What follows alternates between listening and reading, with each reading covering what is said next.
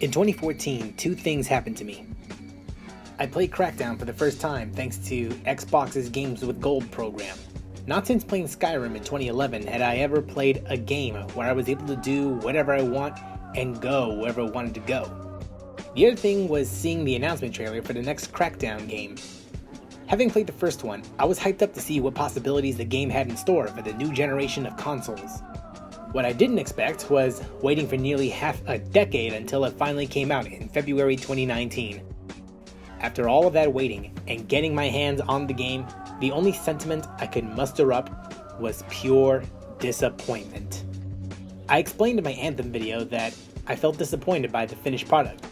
The thing is, I didn't have a lot of expectations for BioWare, even though I was very excited ever since its E3 2017 trailer. The only games I've played from BioWare are the first hours of Dragon Age, Mass Effect, and Knights of the Old Republic. Meanwhile, my playtime with Crackdown extended to multiple playthroughs on harder difficulties. Much like other Xbox fans, I was disappointed by the final product we received, and yet, I'm not as frustrated about the whole situation. Why? Why is that the case? Is it because of Anthem? Or perhaps it's something else entirely?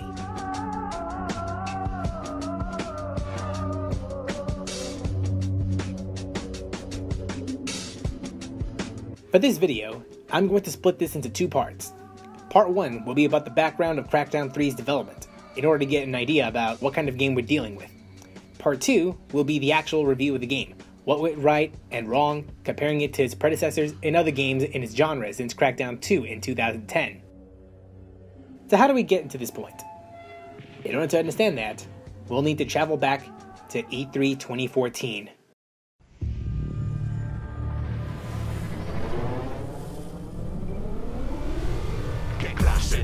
This is the voice of the agency, with a message for Vicente Villarreal, kingpin of the Los Muertos gang. Crackdown 3 was announced at E3 2014 under the title Crackdown, implying that the game was meant to be a reboot for the dormant series. While the trailer CGI, the highlight was the co-op experience and the level of destruction that players can potentially cause using the then experimental Azure Cloud Computing. This was the trailer, other than Halo 5, that made me want to pick up an Xbox One, despite the initial backlash the console received in 2013.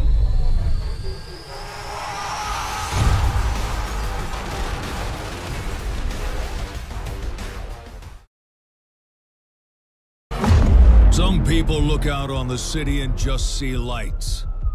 I see lives, Agent. In 2015, under Crackdown 3, another trailer appeared which revealed pre-alpha gameplay.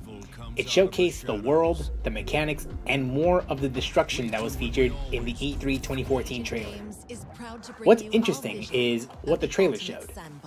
Transforming agent vehicles is a feature that the first Crackdown had. This is hinted at in the trailer as seen here. In the final version of Crackdown 3, however, that feature is nowhere to be seen. Similarly, the multiplayer section of the video appears to have concepts that never made it to the final game. Now, cutting and scaling back content from the final product isn't anything new. Many developers have done this for as long as gaming has existed, whether it's due to hardware limitations or time constraints. Given that Crackdown 3 had at least 6 years of development, it had plenty of time to add and refine the game. Hardware limitations is a tricky thing to discuss, as the developers, including the series creator Dave Jones, has made it clear that the next Crackdown game will use dedicated online servers that'll handle the large amount of destruction. However, we've had games that handled destruction before, without the use of servers, even one from the previous generation. Regardless, the trailer ended with an announcement that a multiplayer beta would be available in summer of 2016, with a full release in the fall of that year. For a majority of Microsoft's flagship games, they are developed by different lead developers. Halo was developed by Bungie Studios from 2001 until 2010, and picked up by 343 Industries since then. Epic Games was the leading developer of the Gears of War games until 2011, where development was handed off to the Coalition since Gears of War Ultimate Edition. Turn 10 is the sole developer of the Forza Motorsport series since its conception in 2005, and the Forza Horizon spin-off series is developed by Playground Games, with additional help from Turn 10.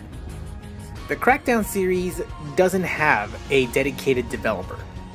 Crackdown 1 was developed by Real Time Worlds. Crackdown 2 was developed by Ruffian Games, when the original developers were busy making another game. Crackdown 3 was a collaboration of several studios handling different parts of the game. Sumo Digital is the lead developer of the campaign.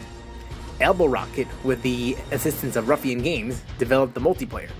Reagent Games were responsible with art assets and the overall gameplay. And CloudGen, led by series creator David Jones, were tasked with the game engine. In 2013 and 2014, Fable Legends and Scalebound were revealed respectively. Wait. Why am I mentioning this? Shouldn't I be talking about Crackdown 3? Well, there's a reason why I'm talking about them. These games, along with Crackdown 3, were remnants of the previous plan that Microsoft had when the Xbox One was first revealed in 2013. An always online system. Think about it. Fable Legends was meant to be a multiplayer-only game, similar to Evolve, and Scalebound had a co-op mode integrated, even though the game was not designed for that. Meanwhile, Crackdown had the destruction physics that can be accessed if players were connected online. This includes titles like Halo 5, Gears 4, and potentially the Phantom Dust reboot before its untimely cancellation. Speaking of which, in 2016 and 2017, both of the aforementioned games were cancelled due to not meeting Microsoft's standards. Lionhead Studios shut down within 2016, and Platinum Games went on to release Nier Automata, which saved the studio from bankruptcy after releasing mediocre titles for Activision. These cancellations only spread worry on what would happen to Crackdown, given that there was no information since 2015 other than a delay into 2017. This timeframe was also known as the Xbox Drought, where exclusives since 2016 were either cancelled, missing, or considered mediocre. It doesn't help that all exclusive Xbox games since late 2016 were available on Windows 10 PCs, thanks to the Xbox Play Anywhere initiative announced at E3 2016. Since then, Microsoft introduced a Netflix-style service, Xbox Game Pass. This service lets consumers pay $10 a month for access to over 100 games. The service was further expanded in 2018, where members can play future Xbox exclusive titles at launch at no extra cost. This little detail will be important later on. Now it's time to get to work. Time to step up your boom. Oh, that's my cue. It's go time. Yeah. E3 2017 came, and Crackdown was reintroduced to the public. Welcome to the agency!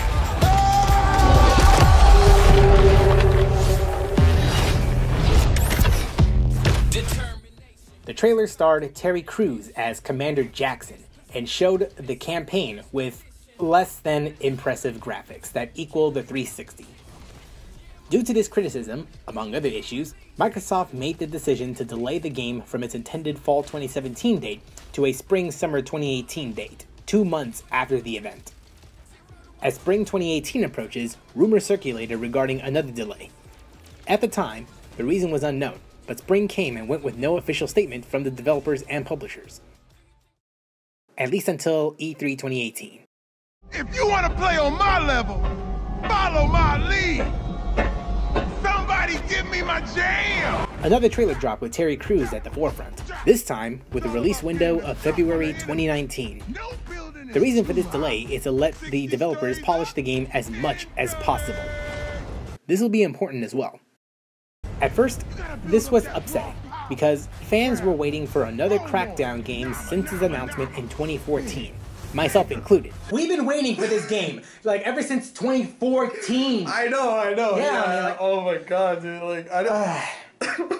And there was like a promised release date of 2016. Nothing happened there. And then 2017 rolled around, and then they said it was supposed to come out November of last year, but never did, because some motherfucker looked at the graphics and says like, look, this doesn't look good. It's been a while since we've had since Xbox has another like exclusive, all right? Especially with something of this magnitude, okay? I mean, like, so especially after what happened like with Crackdown 3, I gotta take what I can get, man. Yeah. After a couple of weeks, I've come to accept that good things come to those who wait. Especially realizing what would happen if Crackdown came out in fall of 2018. What I meant by that is that the fall-winter 2018 window was a crowded time for gaming. Titles like Black Ops 4, Forza Horizon 4, Spider-Man, Battlefield 5, Fallout 76, and the highly anticipated Red Dead Redemption 2 were all projected to sell millions of copies. Having a game like Crackdown 3 released on an already crowded window would diminish its chances of success. A delay would be the smartest move. Well, at least it would be, until you look into the calendar for early 2019. That's because early 2019 was also a crowded window for gaming as well, thanks to Red Dead Redemption 2. Games like Anthem, Metro Exodus, and Kingdom Hearts 3 had their fall 2018 windows pushed to the first few months of 2019. This is on top of titles like Devil May Cry 5, Resident Evil 2 Remake, Sekiro, and Days Gone. After more than 6 years in development, Crackdown 3 finally released to the public on February 15, 2019. Was it worth the wait? It's complicated.